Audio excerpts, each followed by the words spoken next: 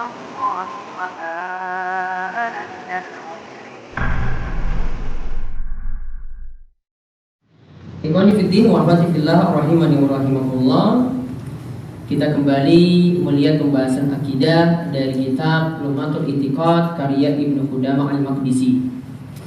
Di awal-awal kitab akidah ini kitab akidah ringkas yang beliau itu susun, kita masih membahas seputar kaidah-kaidah dalam memahami asma wa sifat, nama dan sifat Allah Subhanahu wa taala. Ya, kaidah-kaidah dalam memahami nama dan sifat Allah Subhanahu wa taala. Kita telah sampai pada perkataan Ibnu Qudamah Al-Maqdisi. Beliau katakan setelah menyebutkan tentang pembicaraan tentang Asmaul Husna, bahwasanya beliau katakan lahul asmaul husna wa sifatul ula. Allah itu memiliki nama dan sifat-sifat yang terbaik. Lalu beliau menyebutkan dalilnya Ar-Rahmanu al-Arsy istawa dan seterusnya. Setelah itu beliau katakan ahata bi kulli syai'in ilma wa qahara kulla makhluqin izzatan wa hukman. Ilmu Allah itu meliputi segala sesuatu, dan Allah menguasai, benar-benar menguasai makhluknya. Wasi'a kulla syai'in rahmatan wa ilman. Dan rahmat Allah dan ilmu Allah itu mencakup segala sesuatu. Lalu beliau bawakan ayat yang terakhir, ya'lamu ma baina aydihim wa ma khalfahum wa la yuhituna bihi ilma. Allah itu mengetahui yang ada di depan dan yang ada di belakang, dan tidaklah lepas jangkauan ilmu Allah pada segala sesuatu. Nah, lalu kita masuk pada kaidah lagi, mausufun bima wasofa bihi nafsahu. Mausufun bima wasofa bihi nafsuhu fi kitabihil azim wa ala lisani nabihil karim wa kullu ma jaa fil qur'ani aw sahha 'anil mustafa alaihi salam min sifatir rahman wajibal imanu bihi. Kalau kita simpulkan terlebih dahulu dari pembahasan sebelumnya, berarti kaidah yang pertama dalam memahami asma wa sifat Allah, asma dan sifat Allah yang pertama. Ini kaidah dalam memahami nama dan sifat Allah. Yang pertama, Allah memiliki nama dan sifat yang sempurna. Allah memiliki nama dan sifat yang sempurna.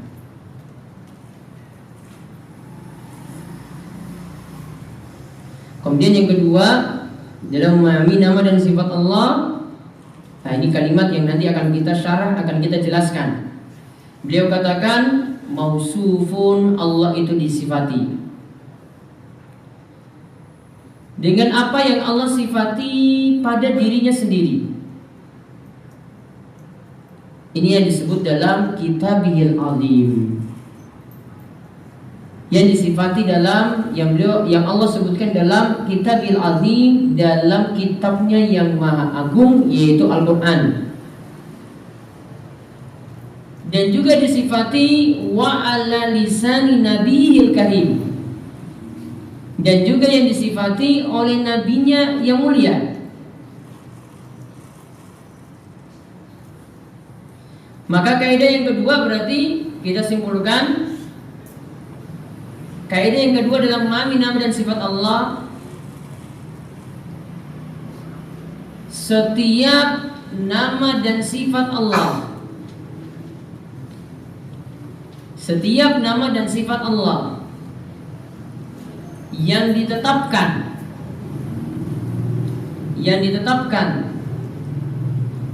dalam Al-Quran dan hadis,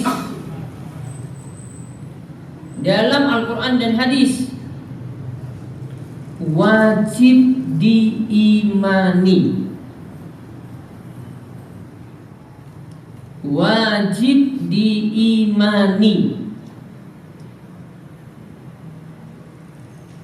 Nah, seperti kalimat di sini yang beliau utarakan, wa kullu ma jaa fil Qur'ani, segala nama dan sifat yang disebutkan dalam Al-Qur'an, au sahha 'anil Mustafa alaihi salam, dan juga yang disebutkan oleh Nabi sallallahu alaihi wasallam, Di situ disebutkan sifat-sifat Allah, sifat-sifat Ar-Rahman.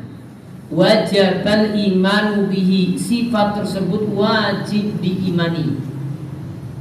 Berarti kesimpulannya, nama dan sifat Allah apapun yang disebutkan dalam Al-Quran dan hadis wajib kita imani.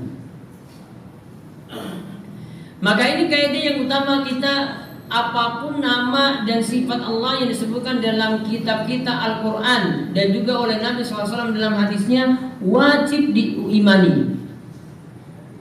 Diimani di sini yang jelas nama tersebut pasti sudah diketahui maknanya. Ar-Rahman itu Maha Pengasih, maknanya kita tahu.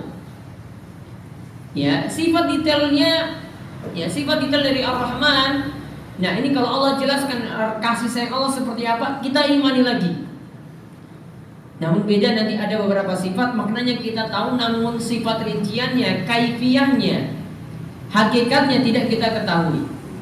Seperti misalnya kalau dikatakan dalam Al-Quran, Yadullah, tangan Allah. Maka tangan Allah itu apa maksudnya? Maknanya kita tahu, tangan. Namun kaifiyahnya, bentuknya seperti apa, hakikatnya seperti apa, ini tidak kita tahu detailnya, tidak kita tahu rinciannya. Maka pokoknya kita cuma imani tadi, Allah memiliki tangan.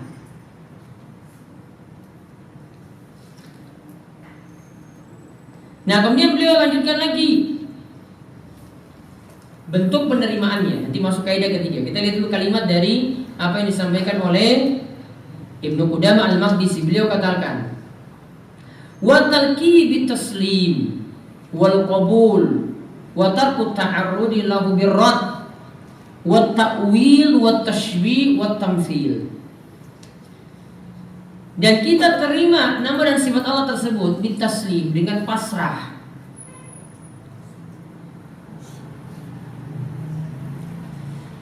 Dan benar-benar kita terima dan tidak melakukan penentangan, tidak mengkontradisikan antara nama dan sifat Allah satu dan yang lainnya. Wa ta'wil, di sini penolakannya tidak boleh dengan rad, tidak boleh dengan menolak. Tidak boleh juga penolakannya dengan mentakwil, menyelewengkan maknanya. Tidak boleh juga penolakannya ini dengan tashbih. Ya, bentuk penentangannya itu dengan tashbih. Tashbih itu artinya menyerupakan. Tidak boleh juga dengan tamsil. Tidak boleh juga dengan menyamakan.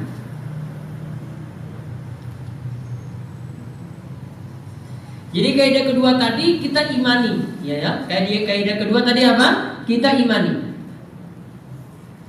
Kalau kaidah ketiga ini bentuk penerimaannya kita tidak sampai melakukan penentangan, maka kaidah ketiga bisa dicatat bentuk penerimaan nama dan sifat Allah. Bentuk penerimaan nama dan sifat Allah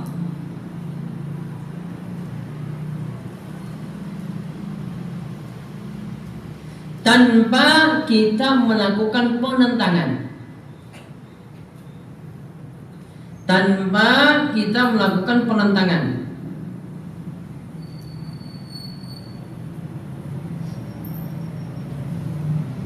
Bentuknya yang disampaikan oleh Ibnu Qudamah ada 4. Penentangan di sini ada 4. Yang pertama, birrat, dengan menolak. Jadi nama dan sifat Allah atau sebagian sifat Allah dia tolak semuanya. Bentuk penentangan yang kedua, takwil. Takwil itu menyelewengkan makna tanpa ada dalil. Menyelewengkan makna tanpa ada dalil.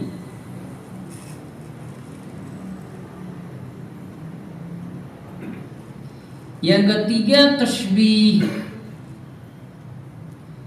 menyerupakan dengan makhluk.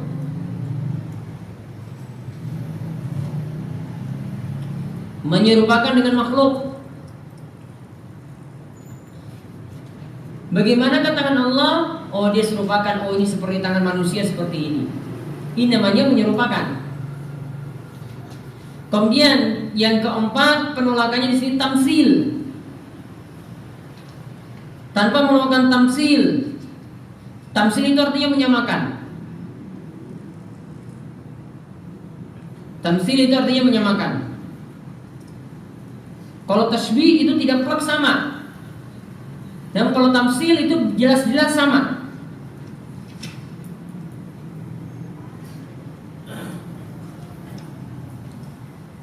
Nah, maka kaidah yang ketiga, nama dan sifat Allah tadi benar-benar kita terima tanpa kita menolaknya. Biasanya di sini dikatakan oleh Syekh Shalih Fauzan, beliau katakan biasanya nama Allah ini ditentangkan dengan bi afkarina wa uqulina kama yaf'alu ahlud dhalal. Beliau katakan biasanya itu pakai logika. Biasanya itu pakai logika. Logikanya gini, penolakan misalnya. Kita katakan Allah itu menetap tinggi di atas arsy. Allah itu menetap tinggi di atas arsy. Maka dia pakai logika dulu. Kalau Allah menetap tinggi di atas arsy, arsy itu adalah makhluk. Berarti cara dia menolak gimana? Berarti Allah itu bergantung pada makhluk. Maka kita tidak boleh percaya Allah itu menetap tinggi di atas arsy. Kita tolak maknanya. Pertama yang dia pakai terlebih dahulu adalah logika. Logikanya tadi bagaimana? Kalau Allah menetap tinggi di atas arsy-Nya, berarti Allah butuh pada arsy, sedangkan arsy itu makhluk. Sehingga pantasnya kita tidak menetapkan Allah menetap tinggi di atas sana. Maka kalau ditanya seperti ini, nanti jawabannya pokoknya wallahu a'lam. Allah di mana? Nanti jawabannya wallahu a'lam. Padahal ayat itu sudah sangat-sangat jelas, tidak bisa lagi kita tolak, tidak bisa lagi kita takwil-takwilkan. Ya, tidak bisa kita lagi takwil-takwilkan, tidak bisa. Itu contoh penolakan. Nah, di sini Syekh Shalih Al Fauzan itu katakan penolakan terhadap ini tentang rad tadi, rad atau penolakan itu ada dua bentuk. Penolakan itu ada dua bentuk, beliau katakan. Yang pertama, menolak nas, menolak dalil dan tidak mau menerimanya. Jadi kalau sudah tolak dalil berarti isinya sudah tidak tolak juga. Dia menolak dalil, tidak menerima sama sekali. Ini tingkatan yang parah. Artinya dia bisa menghapus ayat semacam itu dalam Al-Quran. Ini bisa jadi kufur. Ini sudah jadi kufur. Kemudian yang kedua, kata beliau, bisa jadi dalil diterima. Bisa jadi dalil diterima, namun maknanya diselewengkan dari makna yang benar. Namun maknanya diselewengkan dari makna yang benar. Ya, jadi ada dua bentuk semacam itu.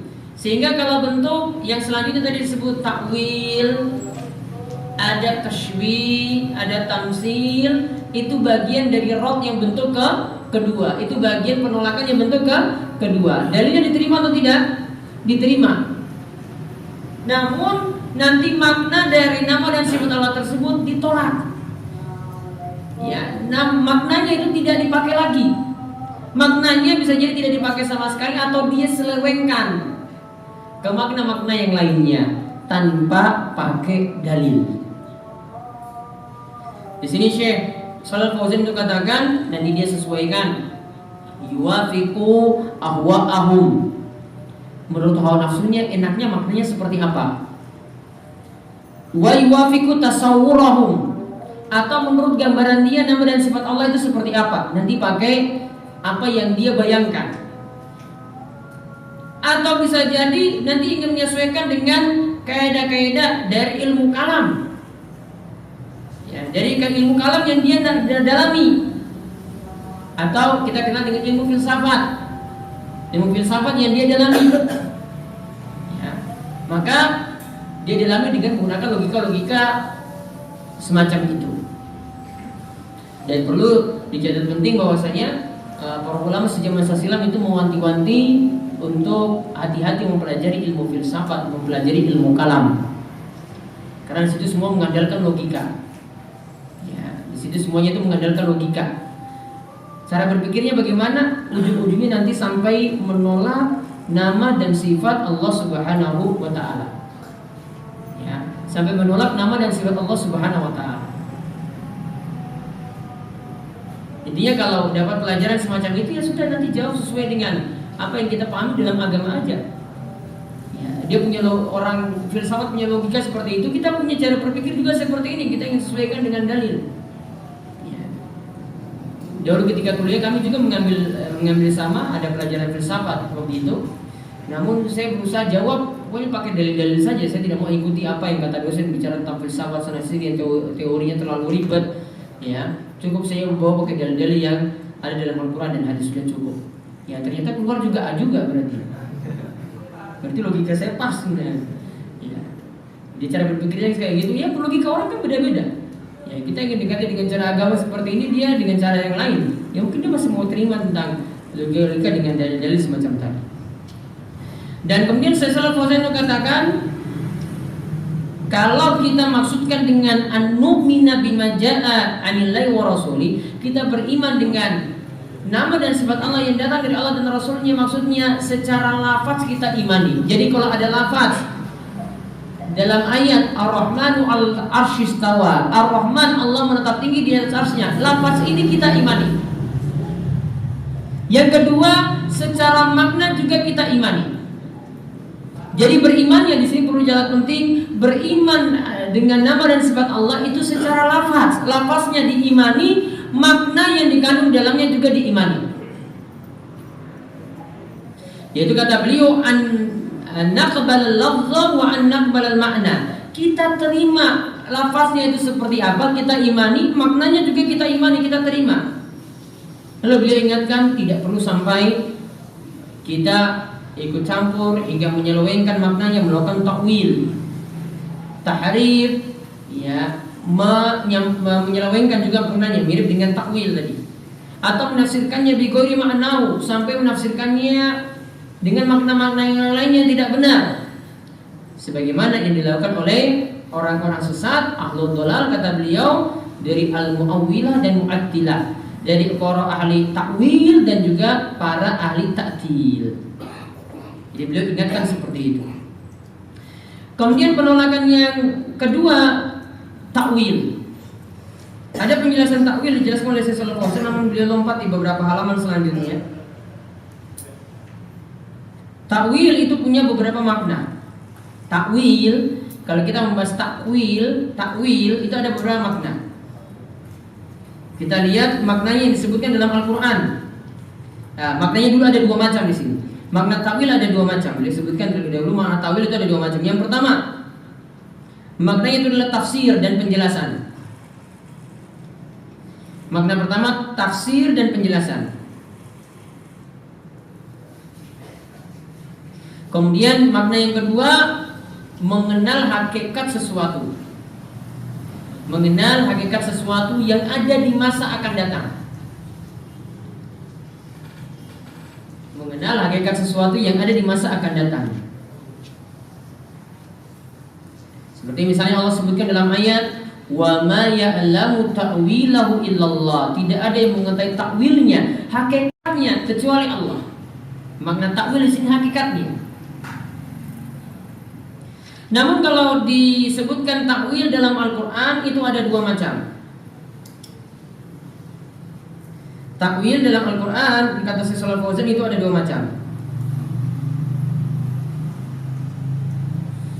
Macam yang pertama, takwil itu maksudnya mengenal makna. Sama seperti tadi yang pertama itu yang kita sebutkan, ya, macam takwil yang pertama, mengenal makna, tafsir, penjelasan, pengertian. Makanya beberapa kitab tafsir itu disebutkan dengan istilah takwil.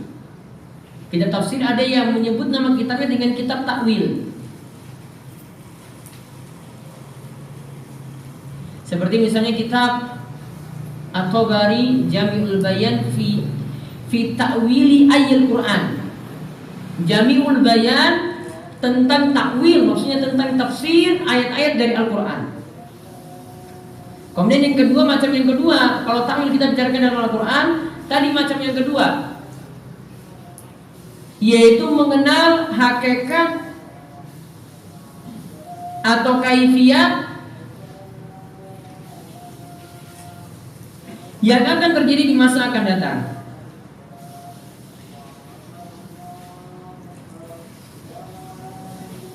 Yang akan terjadi di masa akan datang. Kemudian ada lagi makna takwil yang ketiga, makna yang keliru. Takwil dalam Al-Quran kalau kita bahas itu cuma dua tadi, namun ada yang ketiga yang keliru.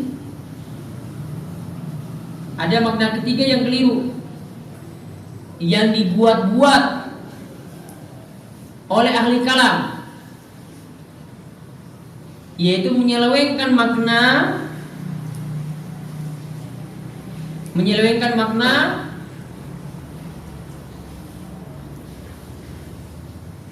ke makna yang lain, menyelewengkan makna yang zahir ke makna yang lain, menyelewengkan makna yang zahir ke makna yang lain tanpa dalil. Itu tanpa dalil dari Al-Quran dan juga hadis Nabi Sallallahu Alaihi Wasallam. Jadi ini yang ketiga, ini istilah dari apa tadi? Ahli kalam. Nah, itu yang dibahas tadi, yang kita katakan tidak boleh melakukan takwil, berarti menyelewengkan makna nama dan sifat Allah tanpa dalil. Contoh, Ar-Rahmanu 'alas istawa, Allah menetap tinggi di atas ars. Istawa itu dikatakan istaula, berkuasa. Allah yang menguasai arsnya. Ini sudah menyelewengkan makna. Dia terima tadi kan pakai model kedua. Ayatnya dia terima, namun dia selewengkan ke makna yang lain. Tadi bentuk penentangan pada nama dan sifat Allah ada 4. Yang pertama rad, yaitu menolak. Ya, menolak tadi ada berapa macam? Menolak 2. Menolak yang pertama, menolak dalil. Jadi dalilnya atau nasnya ditolak. Yang kedua menolak dalilnya diterima namun menolak maknanya. Kemudian yang wajib kita imani dari nama dan sifat Allah berarti lafaznya kita terima, maknanya kita terima. Kemudian yang kedua yang tidak boleh dilakukan, melakukan takwil. Takwil dalam Al-Quran ada berapa macam? 2. Makna yang benar ada 2. Yang pertama, yang bermakna tafsir, menjelaskan makna. Yang kedua, menjelaskan hakikat sesuatu di masa akan datang. Hakikat sesuatu di masa akan datang. Ya, hakikat sesuatu di masa akan datang seperti pada ayat wa may ya'lamu ta'wilahu illallah. Dia mengetahui takwilnya, hakikatnya di masa akan datang tentang surga, tentang neraka kecuali Allah Subhanahu wa taala. Kemudian ada makna yang ketiga yang keliru. Apa makna ketiga yang keliru? Takwilnya bermakna menyelewengkan makna dari makna yang zahir, makna yang benar ke makna yang lain tanpa dalil. Ini yang dianut oleh ahli kalam. Kemudian yang ketiga, penolakan yang ketiga, penentangan yang ketiga, tashbih. Bukan tasbih, namun tashbih. Tashbih mirip dengan yang keempat yaitu tamsil. Mirip dengan yang keempat yaitu tamsil. Kalau tashbih itu menyerupakan sebagian. Kalau tamsil itu menyerupakan semuanya.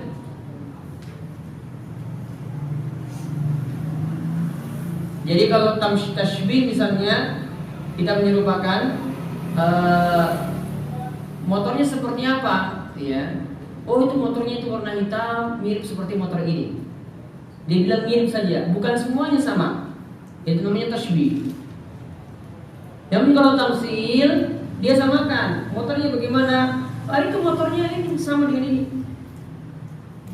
Motor yang hilang itu bagaimana? Motornya sama dengan ini, berarti menyamakan. Itu namanya tamsil. Istiwanya Allah seperti apa? Ar-Rahman al-Arsy istawa. Istiwanya Allah seperti apa? Menetap tingginya Allah seperti apa? Dia samakan dengan duduknya seperti ini. Ya. Namun agak mirip-mirip nanti dengan takyif, yaitu kaifiyah, menyebutkan kaifiyah atau hakikat. Namun sebenarnya agak beda. Kalau takyif menyebutkan kaifiyah, menyebutkan hakikat, itu berarti menyebutkan, kadang itu menyebutkan ukurannya langsung. Contoh misalnya, wah, HP saya itu hilang. HP-nya kayak bagaimana? Kalau dikatakan mirip berarti tashbih. Kalau dia sebutkan, oh ini sama dengan HP-mu ini, berarti tamsil. Namun kalau dia cuma menggambarkan langsung, dia gambarkan, oh ukurannya segini, lebarnya segini. Nah itu menyebutkan hakikat. Warnanya itu hitam, nah itu menyebutkan hakikat namanya. Itu disebut dengan takyif. Nah ini juga bentuk penolakan sebenarnya, bentuk penyelewengan juga. Dan nanti ada pembahasannya sendiri mudah-mudahan dibahas oleh Ibnu Qudamah di sini. Nah intinya tashbih dan tamsil itu sama-sama, tashbih dan tamsil itu juga sama-sama penyelewengan. Ya, semua bentuknya mengingkari nama dan sifat Allah Subhanahu wa taala. Kemudian beliau sampaikan kaidah lagi yang berikutnya. Ini kaidah yang terakhir yang kita bahas untuk pertemuan kali ini. Sudah berapa kaidah berarti? 2. Ya, sekarang kaidah yang ketiga. Saya bacakan dulu nanti baru saya simpulkan.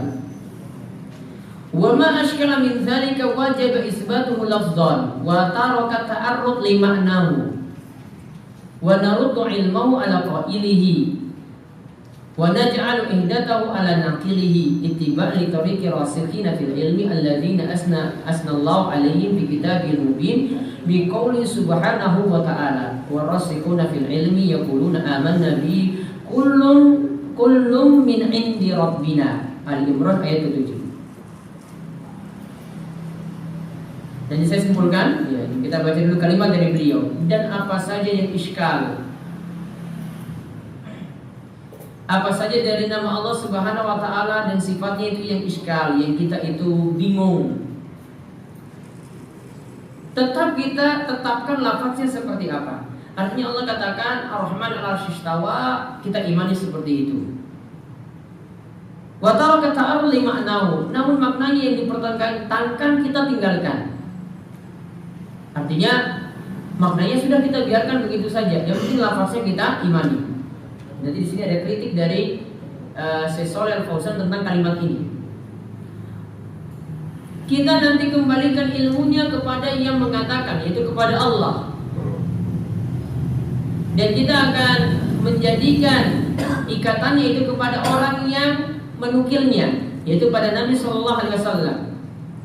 Karena mengikuti orang-orang yang kokoh dalam ilmu, yang Allah itu puji mereka dalam kitab Al-Quran yang mubin, yang jelas. Itu Allah berfirman, warasikhuna fil ilmi, orang yang kokoh dalam ilmunya. Yaquluna, mereka itu mengatakan, mereka itu mengatakan, amanna bihi, kami pokoknya imani. Kullun min 'indi rabbina, segala sesuatu yang datang dari Rabb kita, yaitu Allah Subhanahu wa taala. Ada suatu dulu yang dikritik oleh Syekh Shalih Al-Fauzan. Dia katakan di sini, kalau kita itu katakan seperti Ibnu Qudamah mengatakannya di sini, yaitu kita imani saja lafaznya. Allah menyebut Allah itu Ar-Rahman, Allah menyebut Allah itu Al-Aziz Al-Hakim, Al-Aziz Al-Hakim. Allah menyebut Ar-Rahman al-Arsy istawa. Kita imani saja. Maknanya kalau ada pertentangan sudah boleh kita imani lafaznya.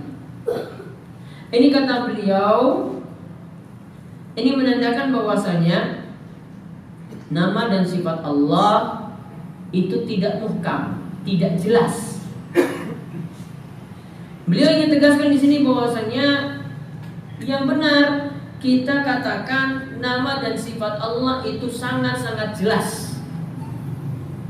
Lafaznya jelas, maknanya juga jelas.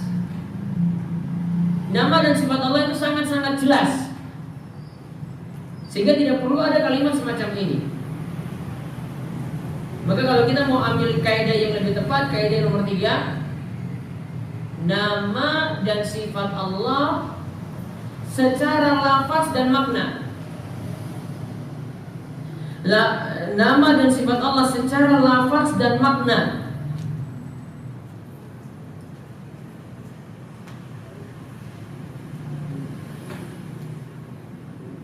Itu muhkam. Secara lafaz dan makna itu muhkam. Artinya tidak samar lagi maknanya. Sangat-sangat jelas.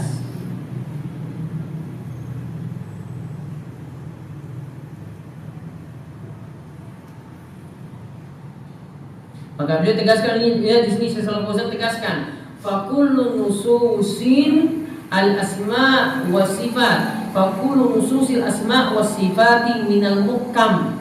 Seluruh nama dan sifat Allah itu semuanya muhkam, sangat jelas maknanya. Jadi kita dengar nama Allah Ar-Rahman, kita tahu maknanya seperti apa. Kita dengar nama Allah itu Al-Alimah, mengetahui, kita tahu maknanya seperti apa, sangat jelas. Muhkam yang maksudnya apa? Allazi yu'lamu ma'nahu wa yufassaru wa yuwaddahu wa laysa fiha syai'un minal mutasyabih. Maknanya sudah diketahui, mudah ditafsirkan, mudah dijelaskan, dan tidak ada lagi keraguan-raguan, tidak ada lagi yang samar. Allazi la yu'lam ma'nahu, yang tidak diketahui maknanya.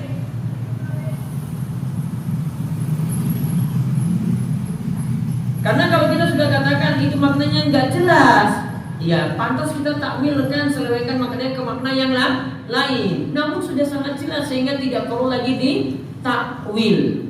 Apa tadi arti takwil? Menyelewengkan. Jadi pokoknya kita disebut nama Allah, sebut sifat Allah diantaranya Yadullah, tangan Allah. Lafaznya jelas atau tidak?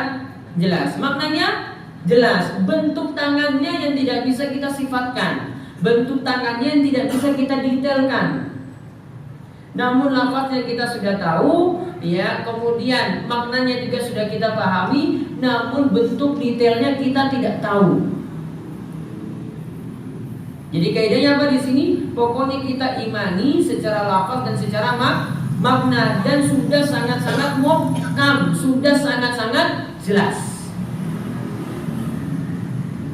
Jadi di sini beliau agak mengkritisi kalimat ini. Jadi yang punya kitab juga kalimat ini kurang tepat dari sisi tadi, karena seolah-olah menolak makna atau maknanya itu masih mutasyabih, masih samar, belum jelas. Padahal sebenarnya sudah jelas. Intinya kalau kita telusuri memahami Al-Quran atau hadis, itu ada yang sifatnya muhkam, ada sifatnya mutasyabih. Ada yang sifatnya muhkam sudah sangat-sangat jelas, ada yang mutasyabih menurut sebagian orang. Mutasyabih artinya belum jelas. Kalau kita telusuri ayat, kita telusuri hadis, memang ada bagian-bagian yang itu muhkam sudah sangat-sangat jelas. Namun ada yang bagiannya itu mutasyabih masih belum jelas. Nah, masih belum jelas ini perspektifnya di sini dari sebagian orang ahli ilmu yang kokoh ilmunya, tentu dia pahami ayat atau hadis tersebut. Yang kurang ilmunya dia pahami cuma dari perspektif dia saja, cuma dari pandangan dia saja, karena masih kurang ilmunya. Jadi ada yang muhkam, berarti nama dan sifat Allah itu muhkam, bukan lagi mutasyabih. Nah, maka di sini kalau kita lihat kalimat yang tepat nanti jadinya lafaz yang kita imani, maknanya juga kita imani. Nanti detail kaifiyahnya seperti apa, nama dan sifat Allah, sifat-sifat Allah seperti apa, kita serahkan pada Allah. Bentuk kaifiyahnya. Nah, kita husnuzon di sini yang dimasukkan oleh Ibnu Qudamah ini kaifiyahnya. Kaifiyahnya kita serahkan pada Allah. Jadi kalau ada yang tanya tangan Allah bentuknya seperti apa? Jawabannya apa? Wallahu a'lam. Kaifiyahnya kita tidak tahu. Kita serahkan pada Allah. Atau kepada nakilnya yang membawa ini, yaitu pada Nabi SAW. Inilah yang ditempuh oleh ar-rasikhuna fil ilmi. Mereka katakan apa? Yaquluna amanna bihi kullum min indi rabbina.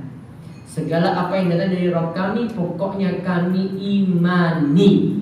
Imaninya ini apa? Lafaznya imani, maknanya di imani. Namun bentuk detailnya seperti apa, sifat-sifat Allah Subhanahu wa taala, istiwanya seperti apa? Ya, istiwanya seperti apa? Kita tidak paham. Maknanya kita apa? Paham. Nah, ini jadi kaidah yang ketiga. Jadi kesimpulannya, kaidah yang pertama, nama dan sifat Allah itu maha tinggi, maha mulia, sangat-sangat luar biasa. Kemudian yang kedua, kita ingin menetapkannya, apa yang ditetapkan dalam Al-Quran, apa yang ditetapkan dalam hadis, pokoknya wajib kita imani. Yang ketiga, ini sudah keempat berarti.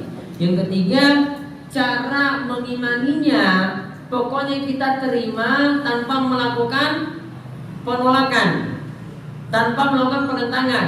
Yang empat hal di sini disebutkan oleh Ibnu Qudamah. Apa saja tadi? Penolakan, ar-rad. Kemudian yang kedua, takwil, penyelewengan makna. Yang ketiga, tasybih. Yang ketiga itu menyerupakan maknanya. Yang keempat, tamsil, menyamakan. Kemudian yang keempat, itu baru kita katakan seluruh nama dan sifat Allah itu muhkam, sangat jelas lafaz dan maknanya, bukan mutasyabih. Sehingga apa? Pokoknya langsung kita imani. Kaifiyahnya, nah itu baru kita katakan kaifiyahnya, hakikatnya seperti apa, itu kita serahkan pada Allah Subhanahu wa taala. Serahkan pada Nabi SAW yang mendapatkan wahyu dari Allah. Itulah yang ditempuh oleh orang-orang yang punya ilmu yang kokoh, yang Allah katakan warasikhuna fil ilmi yaquluna amanna bihi kullum min indi rabbina. Wallahu a'lam bishawab. Ini kita kaji, nanti pada pembahasan berikutnya baru kita lanjutkan lagi bahasan lainnya tentang asma wa sifat. Ini masih terus di beberapa poin, nanti ada penjelasan-penjelasan detail. Nanti baru akan dibahas setelah asma wa sifat, nama dan sifat Allah, dibahas tentang bentuk akidah, keyakinan akidah yang lainnya. Jadi terus diikuti, karena memang kitab-kitab akidah para ulama awalnya membahas tentang bagaimana mengenal Allah, terutama mengenal nama dan sifat Allah Subhanahu wa taala. Jadi demikian yang kami sampaikan, sementara tidak ada tanya jawab dulu, dan pada pertemuan berikutnya. Subhanallahumma wa bihamdika, asyhadu an la ilaha illa anta, astaghfiruka wa atubu ilaik.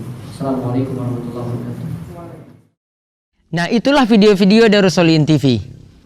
Dukung Darussolihin dan jangan lupa subscribe videonya biar mendapatkan ingatan terus setiap hari.